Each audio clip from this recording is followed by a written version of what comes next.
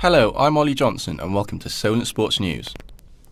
Tyson Fury is looking to continue his unbeaten record in his trilogy showdown with Deontay Wilder tomorrow night. In the Fury camp, the build-up has been far from smooth sailing after the original summer date had been postponed due to COVID infections.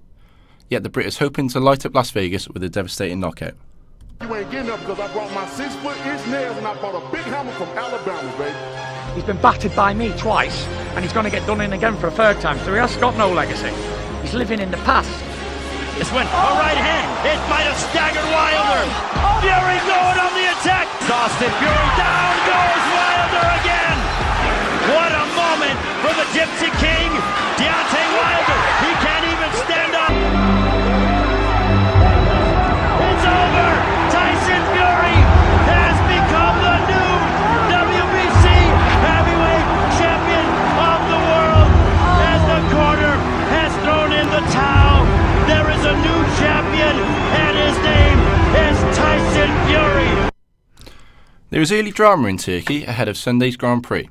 Lewis Hamilton will have a 10-place grid penalty after being penalised for using too many engines.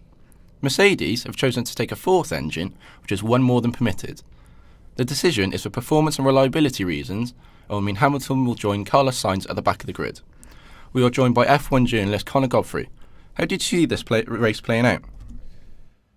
It's definitely going to be a difficult race for Hamilton. He's received a 10-place grid penalty, and it's going to be difficult for him to catch up with the rest of the pack. Although last time out, we did see Verstappen catch up, starting from the back of the pack and finish second. So it's not out of the question that Hamilton is or could end up on a podium. It's a very, very important race in the title challenge. Currently, Hamilton only sits 2 points ahead of Verstappen, so he will be hoping to make up ground early on. Newcastle fans were out in full force yesterday, celebrating the joyous news that Mike Ashley's reign has come to an end. Newcastle's new owners are the richest owners in world football. Ex-Southampton and Newcastle striker Alan Shearer is hopeful Newcastle will make big steps in the right direction.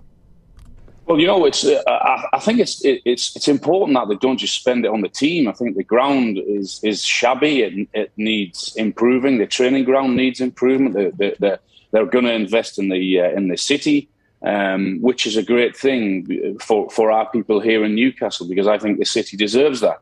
But there's no doubt they need new players in. They need another 3 or 4 to help them get out of that battle that they're in relegation, and I'm sure they'll do that in January.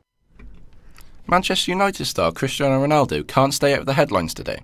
This morning, the US court threw out a civil rape case against him. Following this, the Portuguese captain was named Premier League Player of the Month.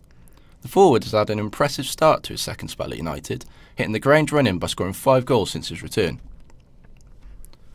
The Welsh national team can take a huge step in their world qualifying campaign tonight. Rob Page's side travelled to the Czech Republic, level on points with their hosts with a crucial game in hand. With former Southampton midfielder Gareth Bale among their heavy injury list, it could be a tough night for them, but Rob Page remains confident that his team can cope with the pressure. Players have been involved in big games again with crowds. You know, COVID's been different because a lot of the season before has been without supporters and crowds, and obviously less intimidating. But there's enough experience in that team to be able to cope with that. I've got no doubt in that whatsoever. A late Theo Hernandez strike sends France into the UEFA Nations League final after beating Belgium 3-2 last night. First half goals from Yannick Carrasco and Romelu Lukaku gave Belgium the lead, only for Karim Benzema and Kylian Mbappe to level the scores. In the 90th minute, Hernandez struck from the edge of the box to take the world champions through. Eastleigh FC are back in action tomorrow afternoon. The Spitfires travel to Wealdstone in an attempt to return to winning ways after losing to Southend United on Tuesday. Ben Streven's side have had a checkered start to the season and are currently sat in 16th position in the Vanarama national table. A Nigerian sprinter has been charged with 3 anti-doping offences. Blessing Okagba, a rival to Great Britain's Dina Asher-Smith, was pulled out of the Tokyo Olympics after winning a 100-metre heat. The 32-year-old had tested positive for a banned substance during the Games and another one after. Okagba denies all the charges.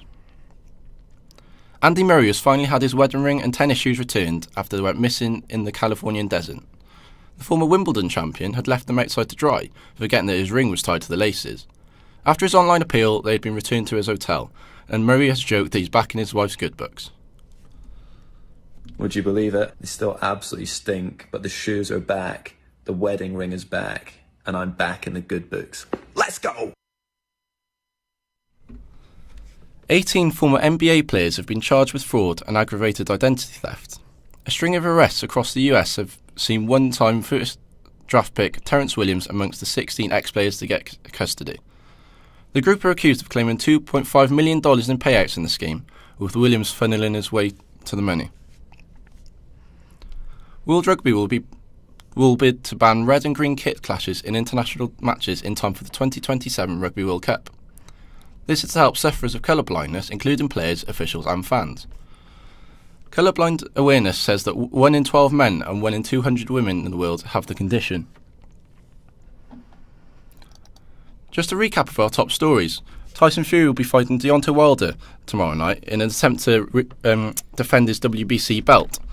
Wilder did hold the title for a number of years, defeating a number of world-level boxers. Lewis Hamilton will have a 10-place grid penalty.